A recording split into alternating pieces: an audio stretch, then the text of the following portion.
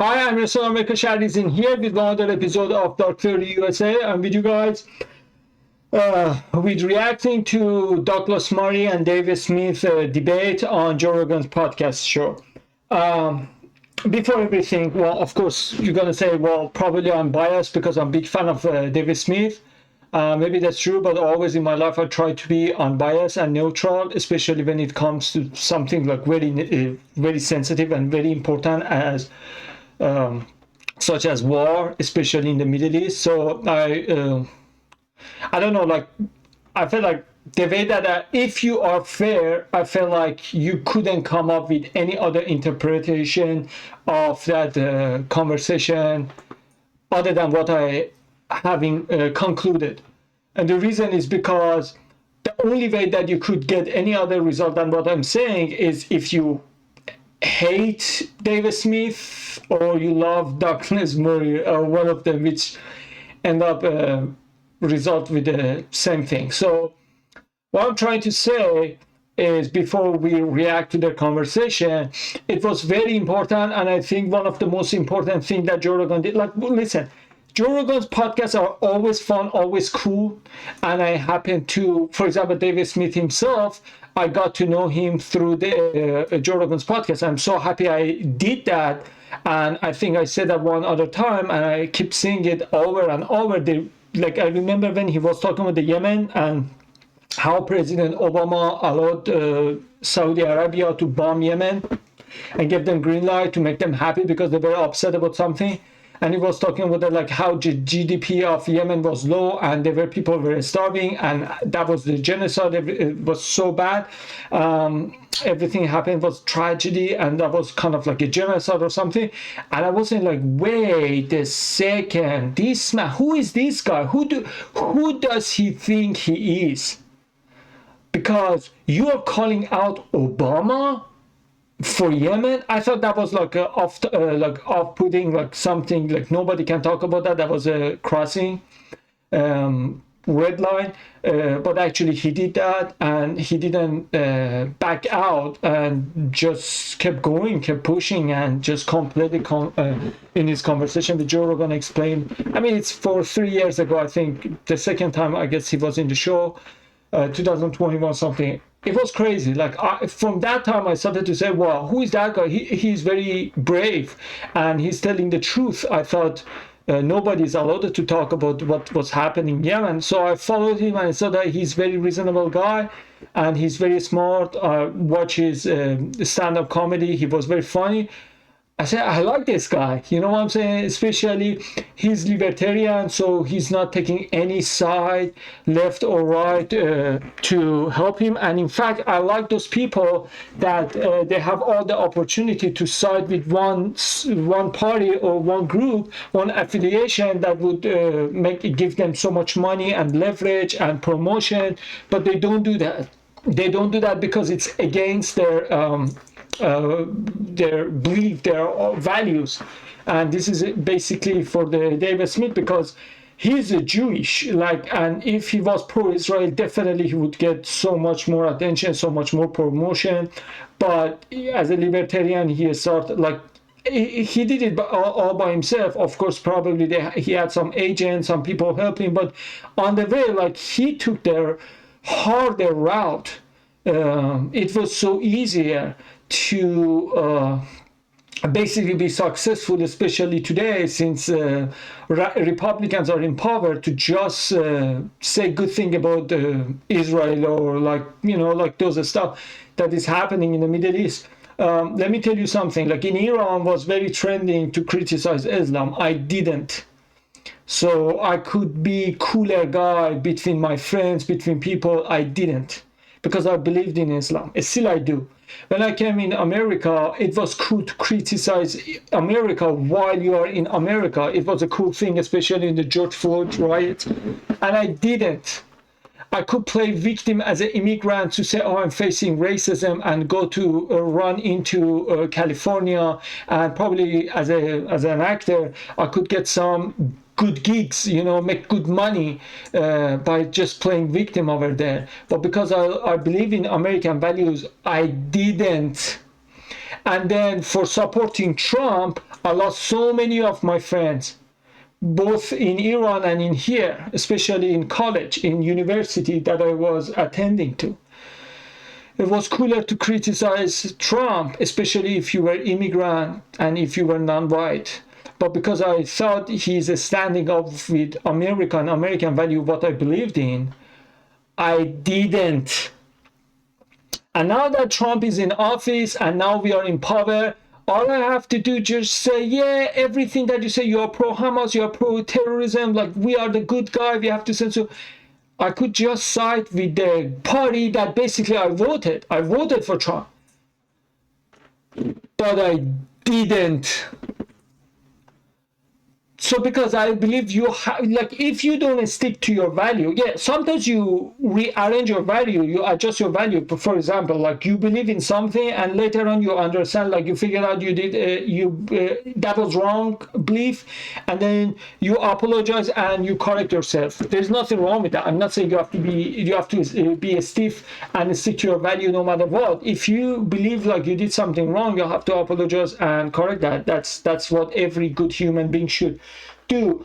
But I'm saying, like, as long as it's not proven to you like you did something wrong, you have to stick to your value. This is what I was trying to do, and I'm trying to do, and hopefully till the rest of my life I do that. If I believe in some values, as long as it's not proven to me those values are wrong, I have to stick to those plans. And also I have to be unbiased and I have to be fair, so there is the room for adjustment and correction. So I'm not saying anybody who criticizes my belief, oh, they're right, so if I'm a good guy, if I am open-minded, so I have to change like a jelly all the time, shake my belief like a jelly all the time. No. And also I'm not saying like I have to stick to one value forever. I have to be flexible. If I really believe, like if I am fair to myself and I see like I was believing in something wrong, and then I have to change it to the better one. This is what I was trying to do.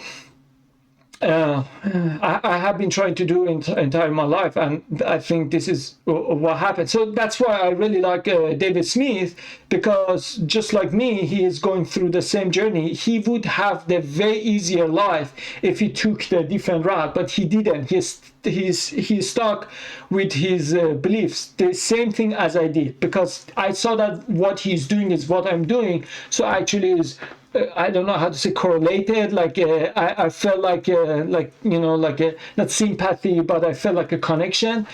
So that's why I have so much more respect. I would have anyway.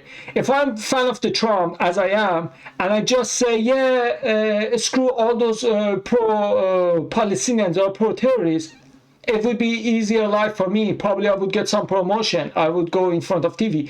If that time that they were destroying America and they were attacking Trump, I didn't stick with the Trump and I played like my victim card, like I'm immigrant, I'm non-white, I have accent, I'm facing racism. So I teamed up with the woke people on the left. Probably right now I would be celebrity or famous as well. I would be the icon, but I didn't. I believe in American value, regardless of it is Trump, Obama, left, right, woke, extreme, whatever. I believe in freedom of speech. I believe in Constitution. That's why my name is Amir Hossein America Shari. It's my name for a reason, right? So first, I wanted to say why I'm big fan. I wanted to mention that clear that why I'm big fan of the David Smith. Besides that, he's a very great patriot. He loves America, and basically, almost on every single issue, almost the way that he has been explaining himself, we are on the same page. So like you like people who think like you believe in the same thing as you do, or like more than other people. So I just wanted to say how I became big fan of David Smith. So first we're gonna go to, of course, Douglas Murray is just this is the aircraft. He's an idiot, and basically David Smith exposed him very, very well. It was very fun to watch. All right, let's go. All right. The goal of this is every time I see people that disagree with anything that's happening, any gigantic world events, it's one of these retarded shows. As well, instead of wild critics. Well, I've had a few, quite a lot of people. on a lot of things. I bet you disagree on a lot of things. It'd be fascinating to see your perspectives on these things. So that's why you're here together. Okay. And Well, can I ask you something? Yes, sir. Since the war in Israel began, and since the war in Ukraine began, you've had quite a lot of people who are very against both in different ways. Yes. Do you think you've had enough people on who are supportive of either war? I don't know that word enough, if that's a good word. Let's say enough people who are on the side of Israel instead of wild critics. Well, I've had a few. I mean, I believe God Sad is on the side of Israel. For sure. Jordan is on the side of Israel. Mike Baker, Coleman Hughes. Yeah. Coleman did it for 20 minutes. So it wasn't why he was here. No, I mean, none of them is why they're here. You know, it's a good question. Do you think you've tilted one way? Me personally? No, just with guests you've had. The guests? Yeah, probably more tilted towards the idea that perhaps the way they've done it is barbaric. But why do you think that is? It's interesting your selection of guests because you're like the world's number one podcast. Yeah, it's not. I don't think about it that way. I just think I'd like to talk to this person. But can I just, Yeah, sorry, yeah, it's your show, sure. but if you're going to interview historians of the conflict, or historians in general, why would you get somebody like Ian Carroll? Or Yeah, but Ian Carroll, I didn't bring him on for that purpose. I brought him on because I want to find out, like, how does one get involved in the whole conspiracy theory business? Because his whole thing is just conspiracies. Sure. You know? But do you have any, I mean, there's been a tilt in the conversation, in both conversations in the last couple of years, and it's largely to do with people who have appointed themselves experts, who are not experts. You mean like Ian? I don't think he appoints himself an expert in anything. Who's that other dude who thinks he's an expert on Churchill? Daryl Cooper does not think he's an expert. In fact, I think it's everybody else is always calling him an expert, and he's like, I'm just a history Have you guy. ever absorbed any of his material? Have you ever consumed any of his podcasts or anything like that? I've tried. Yeah? It's pretty hard to listen to somebody who says, I don't know what I'm talking about, but now I'm going to talk. Or I don't know about this, or I'm not capable of debating this historian, but I'm going to just tell you what I think. Yeah, but that's not I think exactly, that's that's not exactly what a Daryl was saying. I mean, Daryl's point of view, however you feel about this, what Daryl's saying is he doesn't really like doing debates. He likes to do long format stuff where he can really explain But his position. if you throw All right. So far, I just want to tell you, like, we don't want to go through all the 3 hours. Listen. So basically what is happening is this British guy from London comes to the Austin, Texas, right? He's sponsored by Israeli. You can just see who are his donors, who paid him, who are like where he's invited to. Like, just, follow the money. If you follow the money and you see this British guy is sponsored by Israeli affiliation, right? Okay, hold on. And he goes to Austin, Texas, goes to the biggest podcast in the world, Joe Rogan's podcast. And then he lectures him, Joe Rogan, and also David Smith, the most famous libertarian icon in United States right now. And he's telling him, you cannot talk about these subjects because they're sensitive and you are not expert. And later on, Joe Rogan says, are you expert about all this stuff that you're talking about? He said, no, I'm not. He said, Tim, why are you talking? So for 40 minutes, he's lecturing Joe Rogan and his audience that you guys are listening to wrong guests and you are bringing wrong guests to this table. And first of all, Joe Rogan doesn't have any obligation to make sure it's 50-50. David Smith rightfully mentioned that in his recap in his show. Maybe we take a look at that as well. So what? Like, he brings those people who are interested in, so maybe those people who are pro-Israel or pro-Ukraine, they are not as interesting as other ones. And listen, people talk. It's a free market of idea, right? So if people think Joe Rogan is biased or he's only bringing people on left or right, so he would lose the audience. Went from, again, David Smith talked about that in his recap, from extremist leftists to extremist right-wingers, all of them. You see some people that are listening to Joe Rogan, it means everyone agrees on one thing, he's not biased. When from very left to very right listen to his podcast, it means he's not biased. He tries to say the common sense, and you are telling him like he has an obligation to just bring 50-50. First of all, he's not political commentator. It's not like his job is to talk about the issues in Middle East or Russia-Ukraine conflict, right? Yeah, if that was like, I don't know, a news channel, I don't know, like CNN, MSNBC, or Fox News, you would say, oh, you are not fair. Yeah. Even those channels, those news outlets, they are not fair. Like, how many right-wingers do you think CNN is bringing? 1 or 2. How many left-wingers do you think Fox News is bringing? 1 or 2. So even those national news outlets, they are not bringing 50-50 guests to the table. Then you expect one liberal, independent podcaster comedian, make sure like I'm bringing 50-50. And he's saying like that's not the reason that I invite them to talk about those issues. I bring them because I'm interested in them, and sometimes because we talk about casual and anything is trending, like Russia-Ukraine war has been happening for 2 years, and Israel-Palestine has been happening for 18 months. So it's a hot topic. Something happens, it's like hot topic is trending and talks about that. It's not like Joe Rogan has been talking about the Israel-Palestine issue in last 10 years. You know, like right now everyone is talking about that, so he talks about that.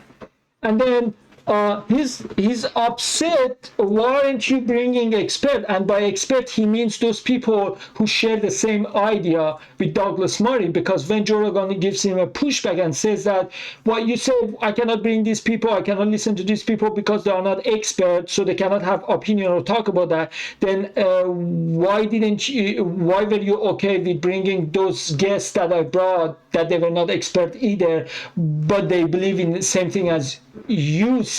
And so, well, you don't get the point. Well, you see, like, the thing is, Douglas Murray is so idiot.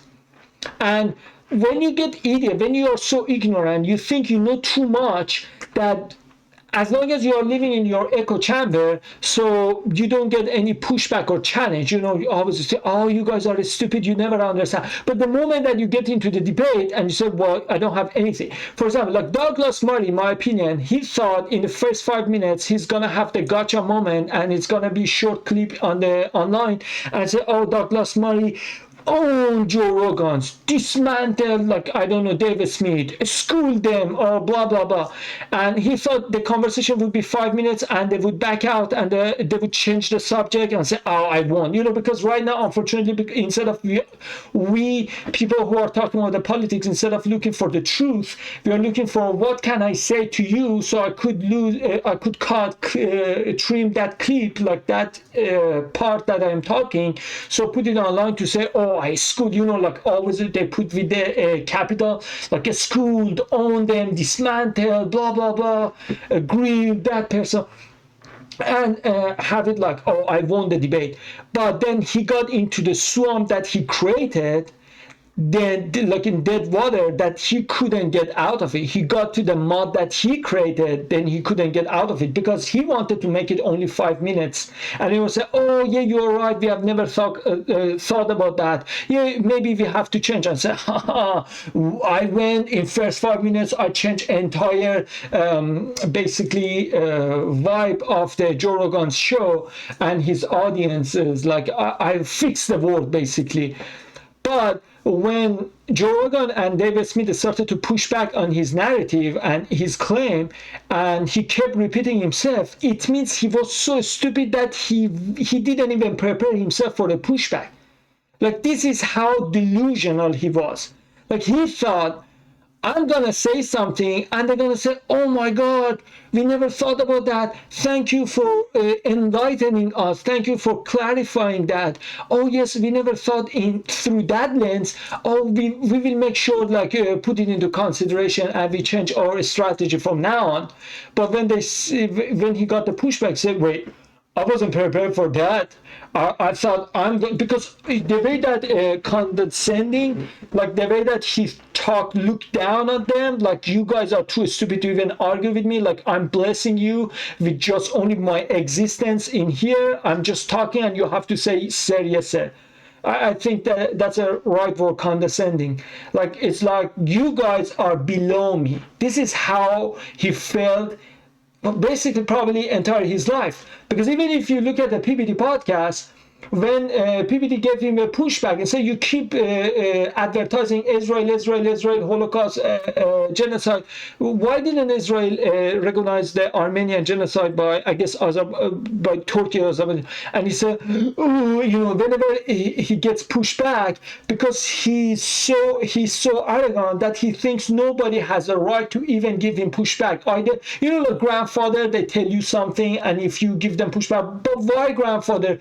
They get so mad, they get offended. Why you even question their order? Oh, because I told you so, as if they are king. So basically, same thing with the Douglas Murray. Douglas Murray thinks, I say it is true because I said so. Are you arguing with me? over something that I said, like he's the king, like his order is like a final statement. And you saw whenever he gets a pushback because he's not ready for that, he start to rub his face and said, "I don't know, oh my god," as if like a vampire is seeing the Bible or cross start to melt. He was like acting like an idiot as he is. No, he wasn't acting; he was showing his true face. But anyway, so he was thinking about.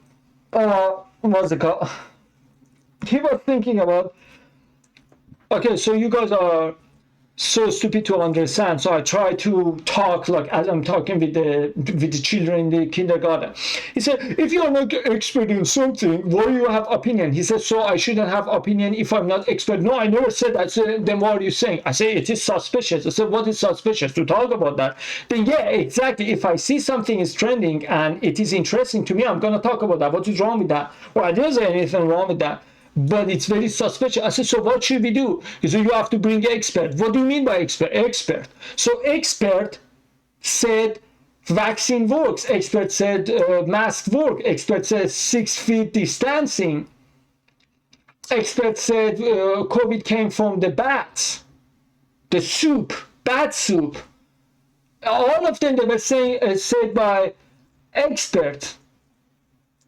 So now what should be done? Oh yeah, just because one example is wrong doesn't mean we have to throw away all the experts because some of the experts are, yeah, exactly.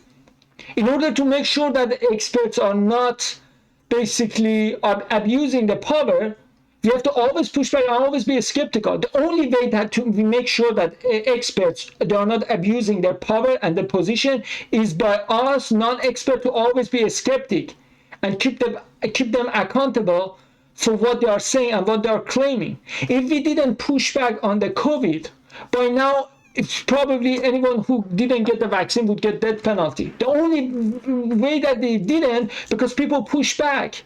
And they said that, literally, which Anthony Fauci said, if you criticize Fauci, you are criticizing science.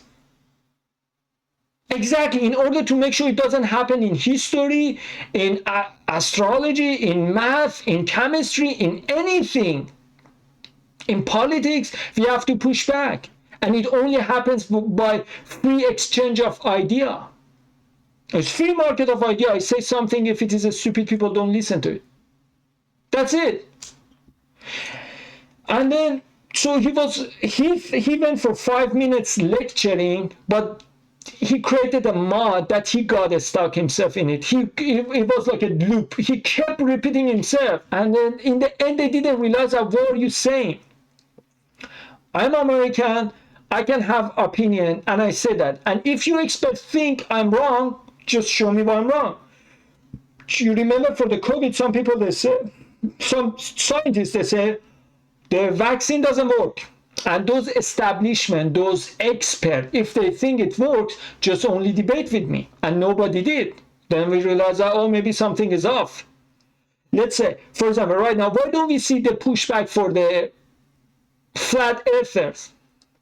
Because anyone who claims that Earth is flat, it's easy. Come to the table. Let's have argument, and then we can expose you. We can dismantle your arguments. That's it. Why don't we have those that much of pushback for flat earther? Why aren't we suppressing them? Why don't we say you are not expert to say if Earth is flat or not? Only NASA can talk about that. Only NASA can say if Earth is flat or round. We don't say that. Anybody can have opinion because it's so easy to dismantle them. But when it comes to something that you are hiding, you say, don't ask questions. Exactly. Same, to make sure it doesn't happen, to make sure that COVID thing doesn't happen anymore, regardless of left or right, the establishment, we have to always ask a question. I say, it's suspicious to ask a question if you're not expert. If I'm expert means I'm one of you. I'm one of the establishment, because the only way that I can be expert if only in your echo chamber I repeat what you are teaching me. How can I say something otherwise and be expert? Because the moment that, do you remember how many doctors lost their license only because they were disagreeing with the COVID vaccine? So the only way you could be expert in a vaccine if you said the vaccine is good, because if you said not, you would lose your license. Same thing in here. And the funny thing is, David Smith says, well, are you expert? He said, I'm not in everything. He said, why are you talking about the stuff that you're not expert at? Oh, but you don't get the point. Exactly. He's British. You know, they have one stupid slang. They say, rule, law for me, not for thee. You know, like, I get the privilege that you don't get. For me, not for thee. Thee means you, basically. We kicked their ass 1776. Maybe he wants his ass get whooped again after 1776. Not him, but entirely establishment. So there's no left and right. There's establishment versus the people. Look, no. You work for us. And this is what David Smith was saying. He said, I'm free American. I'm going to have opinion. What is so big deal about that? And he was saying these people are wrong, Derek Cooper and Ian Carroll. And he said, have you listened to them? He said, no. Listen, in Iran, there was one guy. He was saying, oh, that's a shitty movie. And they said, have you watched it? He said, no. He said, I criticized the movie without watching it. And he was proud of it.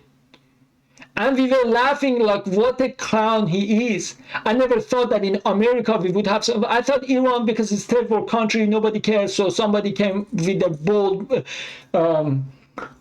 claim, like, without watching Interstellar, without watching a movie, Christopher Nolan movie, I can say it is a bad movie.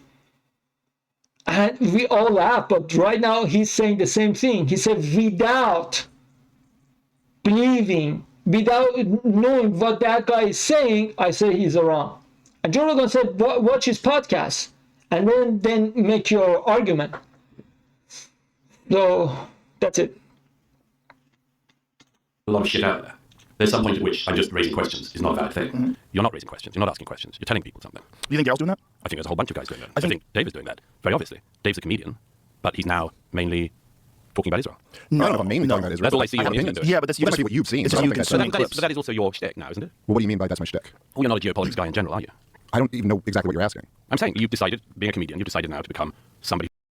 The Soviet form is also going to be a threat to Europe. Was simply evidence that, I mean, it's obvious. True. It's what particularly worried about throughout the 40s. You know the great late Senator Daniel Patrick Moynihan said when he was ambassador to the UN, he had this great rule, it's sort of known among those who know about it as Moynihan's rule, which is he said if you sit at the UN, or the UN Human Rights Council, or any of these bodies, you would come away with the belief that the most abused people with the fewest rights in the world live in America and other Western liberals. Do you think that they are influencing U.S. policy through doing that? I think they're trying to, yeah. Or maybe they are trying to. They're, I mean, they're definitely succeeding with universities and others. maybe For sure. they should try with the political class more if they're trying to turn us anti-Israel or something like that, because both major parties in this country will fund and unconditionally support Israel no matter what. So I mean, I don't know. Well, I don't know no whether matter what, but I mean, Qatar is definitely trying to influence things their way as other countries are. I mean, I cited it as an example of something that's very interesting, which is an attempt to interfere in American public life, which gets almost no attention. And indeed, the governments, whether Democrat or Republican, still seem to adore the Qataris, even as they act as one of the backers of terrorist groups across the Middle East and elsewhere. And I cannot understand why it doesn't get more attention. Well, according to the former defense minister of Israel, they were begging Qatar to pour that money into Hamas. No, that's not what happened. Well, that's what he said. Yeah, His words, begging. You're referring to the funding of Hamas in the 2010s? Yes. Yeah, no. The Qataris poured the money in, and the question on the Israeli side was what you're allowed to do with funds that were going into Gaza, and the Israelis allowed the funds to go from Qatar to Well, Gaza. I think a little bit more than that. I think when the funds dried up, Netanyahu sent the head of Mossad in there to beg him to keep the funds going. Again, I'm not sure. It's like quoting the head of the CIA, quoting the head of the Mossad. So maybe. But Maybe. that's not the evidence of the last 18 years. I mean, you can. Okay, so I mean, I guess I think I'm allowed to quote powerful people when they admit what they're doing. I mean, it's kind of No, like, I know, you know, but again, I mean, it's just an interesting thing. 'Cause again, it's a discipline about this, which is, do I only quote powerful people when they say the odd thing that I agree with, or do I simultaneously distrust all powerful people? It's just an interesting rhetorical. well, no, I mean, I think that. All right. So one of the thing is, he is saying, well, I agree with half part of what he says about that. He says, you are only quoting those people whenever it benefits you. So, for example, somebody that you don't like and you don't trust, but they say something that you can use it against. So you say, oh, he said so. Oh, well, since when he got credible? I agree with that part, like cherry picking. We only quote from those people that even we hate, we don't believe in anything they say, but that quote specifically because it makes my argument. I agree, like that's a dirty move, but you have to understand, it's not like to give that person credit, like, oh, he's honest, or he's telling the truth. But instead, we are saying, listen, it's so bad that even this guy admitted. So if I quote you for something against you, that's okay. That's a fair game. If, for example, I want to make an argument, and then everything you say, I say lie, lie, lie, lie. But you say something that I can use to make my argument that has nothing to do with you, and say, oh, he said so. I say, oh, since when he got the credible to quote him? Yeah, that's a dirty move. But if I'm saying you're a bad guy, you're a liar, and then you say, oh, I lie, I say, oh, you lie. So, oh, since when I got the credible, you kept saying I'm a liar, but now I'm saying I'm lying, and you say, oh, you said so. Yeah, exactly. It means it's so bad that even that guy who is basically we are talking about admit that. Like if I'm talking against person named X, right? And I'm talking with the person whose name is Y, and I'm talking about the Y. X is a bad guy. X is did that, said this, blah blah blah, and then eventually X says, "Oh, I did this thing," and I said, "You see, even himself is admitting." It's not like I am giving credit to that guy. Oh, he's a very credible person. I'm quoting him for any other reason rather than attacking himself. So if you are admitting you are a bad person, even if I don't like you, I say even you are admitting that. So basically, there is a lawyer. One person is liar, just lies, right? Goes to the court and confess that he did something wrong. And actually, David Smith brought that in example. It was perfect. It was brilliant. And he said, just because that person that we don't trust him confessed that he stole, now we say, oh, because we don't trust you, so we have to let you go. We have to release you. We cannot arrest you because you're a lawyer. You're a liar. And a lawyer said, I stole.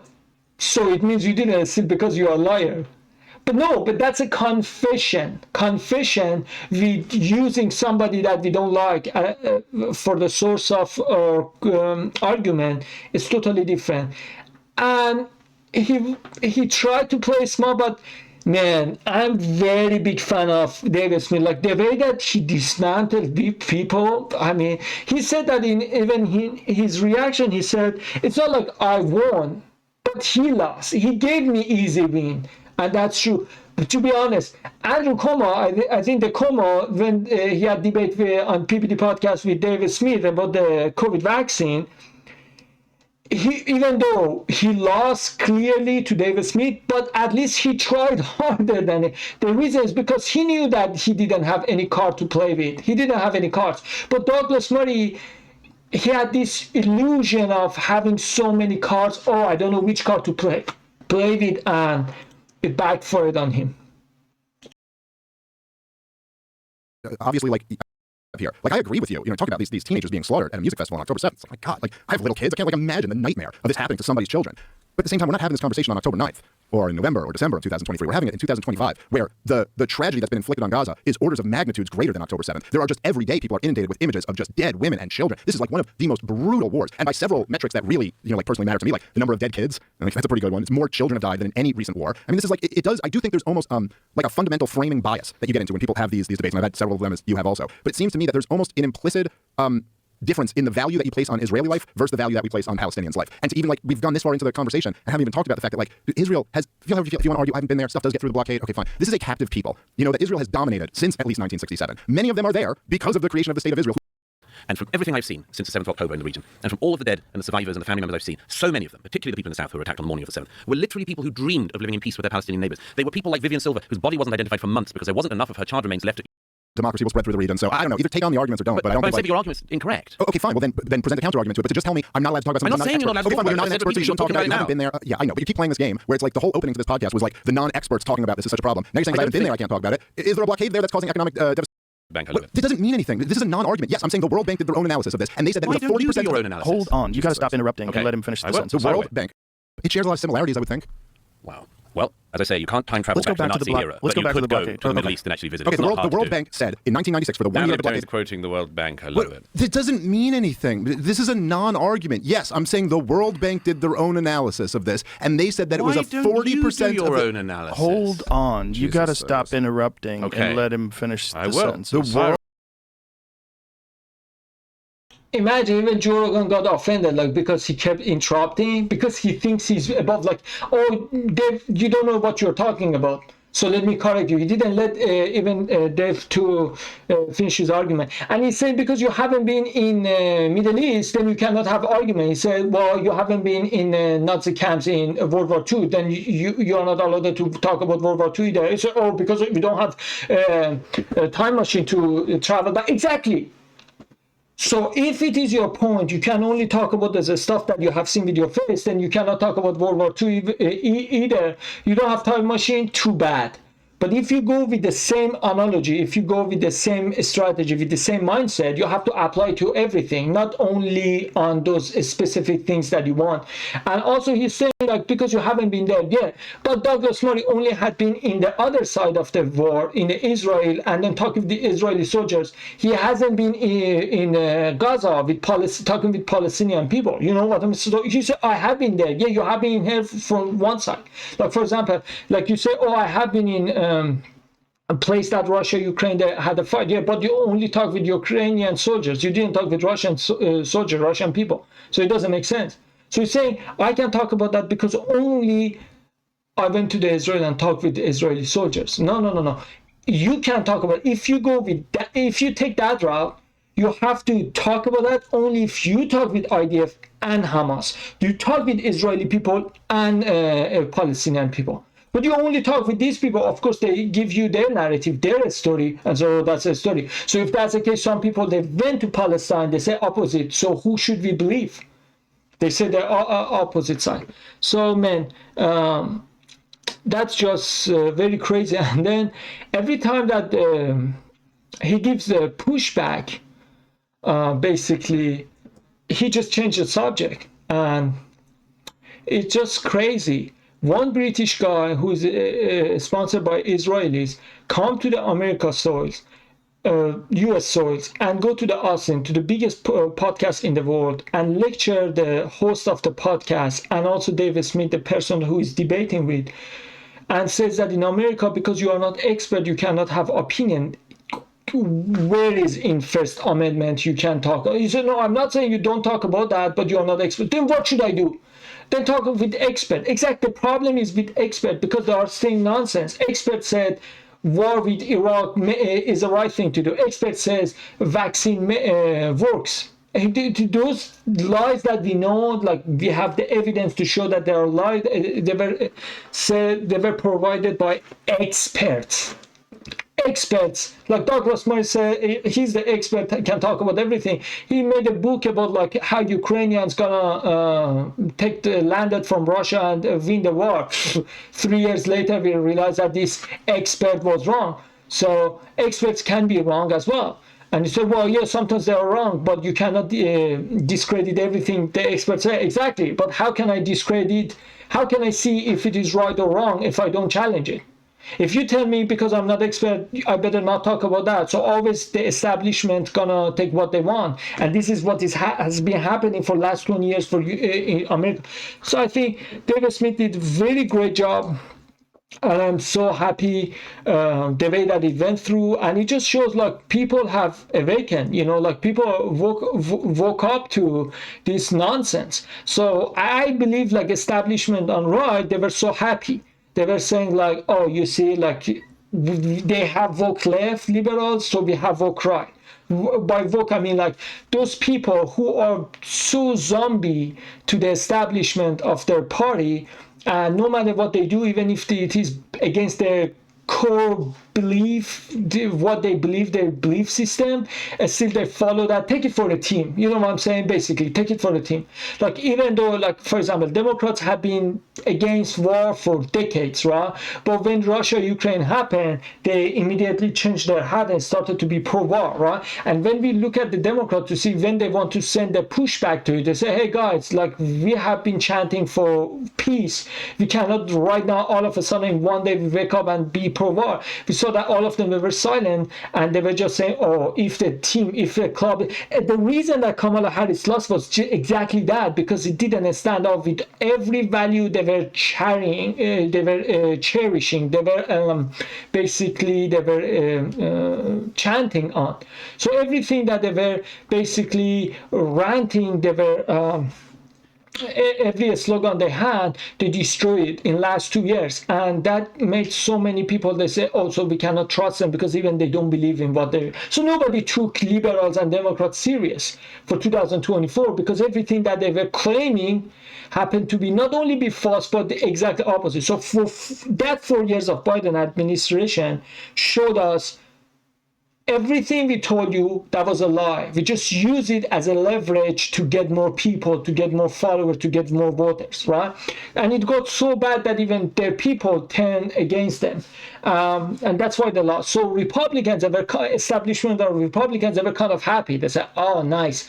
So those people, they are so done with the Democrat establishment, they come to us. So now we do exactly what Democrats did, but in our term, in Republican term, and everyone going to be quiet. So they expected MAGA people like us, Trump voters, gonna be quiet just like those good purple hair liberals with 20,000 genders, right? Like a pronouns. Those people didn't say anything. Many things that they were chanting against Trump in 2020, when Biden was doing the same thing, they didn't say anything. It was, I said, oh, I thought you are against this policy. But if Biden does that, that's okay. If Trump does that, so you have Trump derangement syndrome. So only if Trump does that is wrong, and everyone was quiet, right? So, so they thought we're going to do the same thing. Everything that we say against Biden, if Trump does that, just because Trump did that, that's okay. But now the way they are getting pushback, they are not ready for that. For Democrats, they knew that, like these people who are hardcore Democrats, liberal, like very hardcore leftist, woke people, no matter what, they're gonna keep supporting us, no matter how much we change our route, or we do exactly opposite of what we promised, or we do exactly what Trump did. And while they were screaming at Trump for doing something, they are happy and they support if the same thing is done by Biden. And they thought that same thing gonna happen. For example, we kept saying war is bad, war is bad. We want somebody who brings peace in the region, in the Middle East, in the world. Right? So president of peace, basically. Trump was ranting on bringing peace to the world, right? So they thought, okay, these MAGA voters, they are just like as idiot and as zombie as these woke leftists. And the moment that Trump start to attack Houthis, Yemenis, or keep continuing the war, so people gonna start to change the narrative. Oh, we said war is bad because Biden was doing that, but if Trump does that, we're gonna say war is good, right? So they expected same thing happened to Biden, happened to Trump, but it didn't. And that's the best part. It didn't. Right now, the way that people are pushing back and say, wait.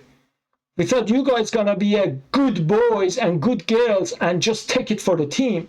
You only are allowed, you're only against war if it happens by Democrats, but if Republicans do that, you are pro-war. Basically what Democrats would do. They said, no. It's not about Trump, it's not about the Republicans, it's about America. We believe in some values, and he basically entire his campaign was based on reviving those American values, and now he's not doing any of them, so we are giving pushback. While we are supporting him, but we are saying no, we are not going to do woke thing just because Trump is doing that, so it's a good thing. He promised us mass deportation. There is no mass deportation. Not only it's not. Yesterday he said. It pissed me off. He said, not only we are not going to deport the illegal immigrants, we're going to keep some of them if the farmers want them. So of course illegal going to go with the whole point was take the illegals out so the farmers companies have to pay higher wage to American people. That was the whole, it's not like we hate people in the world. It was like, those people, because they are getting paid less than American people, so those farmers get greedy and hire illegal immigrants because they can pay them. They can be underpaid, so they can make more money. But if there is no illegal immigrants, only there are legal green card holder or citizen, so they have to pick one of them. So, and they say, oh, I'm not going to work for $5 per hour, so you're going to pay me more. So eventually, American people are going to get what they deserve, higher wages, more respect, more jobs. Not only he didn't do that, he said, I'm going to talk with farmers and let illegal immigrants stay in here. So the same stupid game. Again, those illegal immigrants gonna get paid less than anyone who gets that job should, and American people gonna be jobless while illegal immigrants are getting the job. As Jasmine Cricket was saying, oh, we are done with picking cotton. You see how racist she is? So it's okay for illegal immigrants, people like me, immigrants, either legal or illegal, like me. Like I am legal immigrants, like I'm a citizen. Well, people like me pick up the cotton. Like, so we immigrants are less than American born. Why? Because we deserve to pick up cotton, but they are too good to pick up the cotton. This is what she was saying. It cannot be more racist than that. Imagine if Jasmine Crockett was white and she made that a statement. We would have World War III, basically. We would have civil war. And because she said that, that's okay. That's the most racist statement. As an immigrant, I couldn't be more offended than this. Like, black people used to pick up a cotton, and that was a slavery. That was wrong, evil. And now says that's okay as long as immigrants do that for us, because we're going to sit back and just order them. So slavery is okay as long as I'm not their slave. This is what she's saying. It cannot be more racist than that. Right? The most racist statement of the decade. Probably even worse than Biden said, if you're questioning whether you have to vote for me or for Trump, you ain't black. It was even more racist than that, to be honest with you.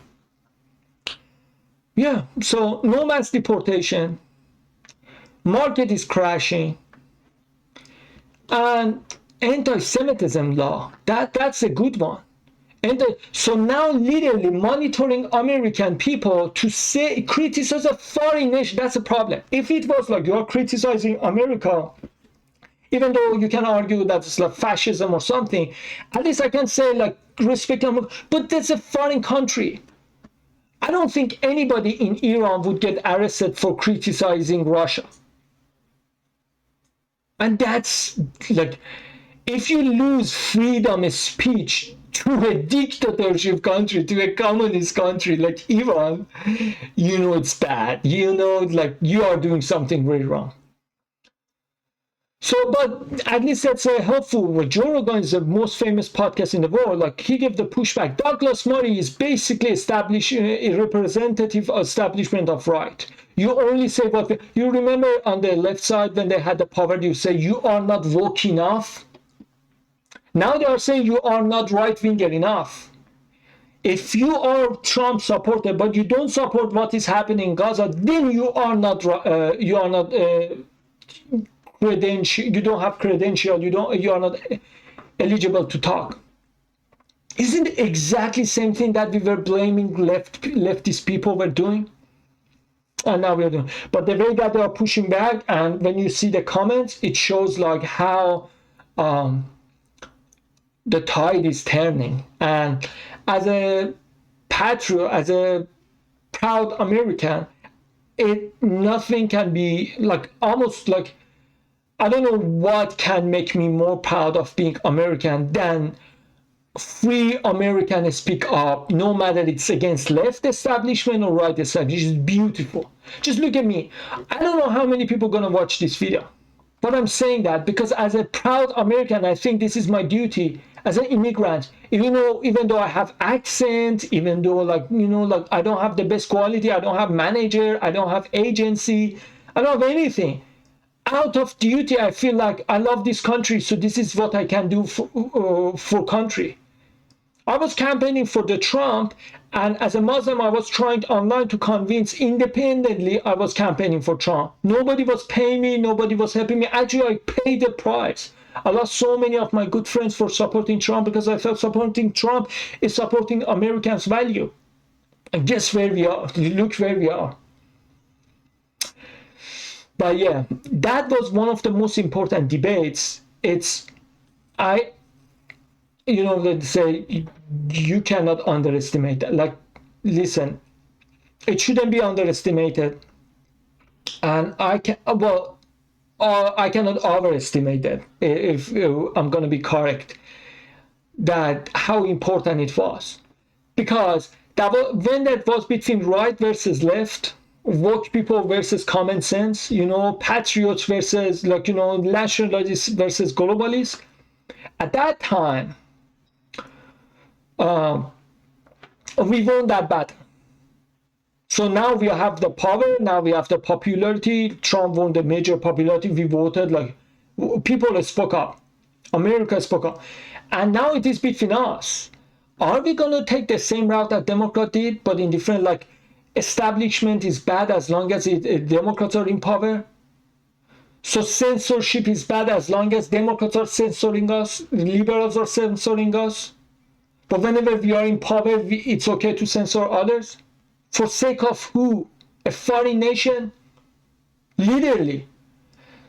And now that people say, no, we are not going to have the same stupid game. It's not like if we do it, it's okay. If it is dirty game, it's dirty game. And I think that's very,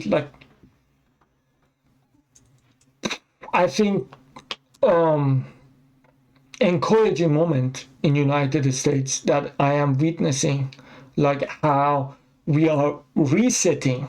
We are done with this establishment. When they were saying no matter who you vote for, you get John McCain, people are changing it. So many things that, just remember about the vaccine and the COVID and the mask and lab leak from the Wuhan. In 2021, when people were talking about that, people would get arrested, would lose their credibility, would get their license, they would get deplatformed for saying that. But now we all can talk about that. So I am hoping, same thing as right now, it is like a nobody can talk about that. We're going to arrest. The same thing has happened right now with the conflict that's happened. We are going to another war, endless war, for interest of another country. Now, hopefully, I'm hoping in near future, it's going to be something that everyone freely can talk about that as well. That's my take on David Smith's debate with Douglas Murray. And I think it was more than two people debating. That's why I made a video about that. That's why I'm reacting to it. It was symbol. As David Smith says, he said, probably it's going to be the biggest thing that I have done. So it's so big, but just because it happened yesterday, it takes a few weeks until people start to make a video clip out, or make a clip out of it and share it online. And eventually people start to, because I remember so many things that Candace Owen was talking about, and then people say, oh, she has lost her mind, or she's crazy. People waiting until she falls. They were waiting for her rate, her viewership, her sponsors, all of them drop. But eventually, after a few months, we saw that not only, just like a phoenix, not only she didn't turn to ashes, but she went back stronger. The way that she ratioed Ben Shapiro, her ex-boss, that was like I said, man, yeah, that's it. And so I think the real after earthquake, after the shakeup of these debates gonna happen a few weeks later, because Douglas Murray showed exactly how establishment look like. Just look at those people who are supporting Douglas Murray online. They are just ranting on, they are just cheering. The clip that they are using of that conversation, that debate online, to say Douglas Murray won this debate, it was like people saying, you are not expert, you cannot talk about that. It's so laughable because it's exactly what leftists were saying. You are not doctor, so you cannot have opinion about the vaccine, so you should take it. And we were saying, no, just because I'm not doctor doesn't mean I have to blindly listen to you. For 2 years, we were fighting against them. Just because you call yourself expert doesn't mean that I cannot have opinion. That's free country. And now the right people, they are using exactly same rhetoric, if I'm not mistaken, in favor of Douglas Murray. So now it's okay, only expert talks about that and other listens. So they are destroying themselves from within because they don't have anything. As David Smith in his recap said, basically he didn't have any card to play with.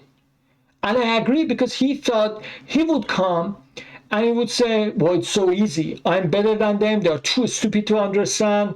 I a little rub my face and get irritated if they push back, and just tell them. And he repeated himself so much that Joe Rogan had to step in and say, hey, you established that, move on.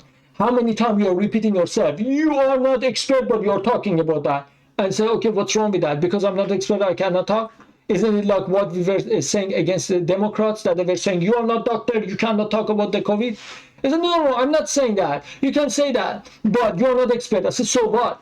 Expert can come and basically expose us, or can, like push back against what we are claiming.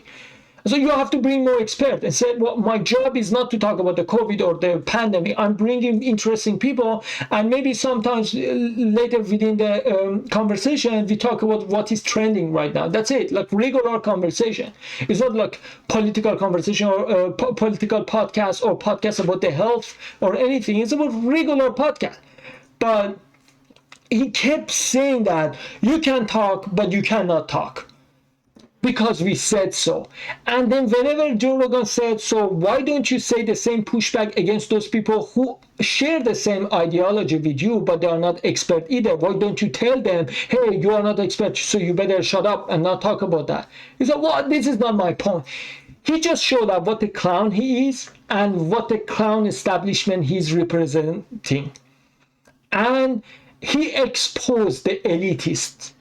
And that's a bit like what I think Douglas Murray contributed to American people to wake up more than Joe Rogan and David Smith, because Joe Rogan and David Smith have been constantly saying the same thing, the truth, but because always we thought that what if the truth is something else? When the counter-argument, the champion of the counter-argument is Douglas Murray, that like everyone thinks he's the best guy, came and had nothing to say, it's over.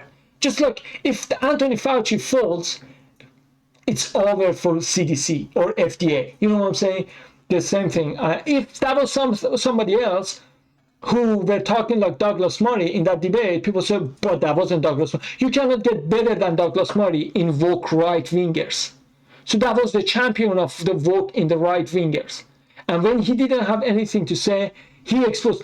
I think he didn't know what type of damage he did with the way that he even didn't prepare himself. Just like as David Smith said, bro, I guess in first 30 minutes when he was attacking Joe Rogan's podcast and his audience, I just saw that he lost the battle. And it was true, because for first 30 minutes I said, when are we going to start talking about something instead of just attacking?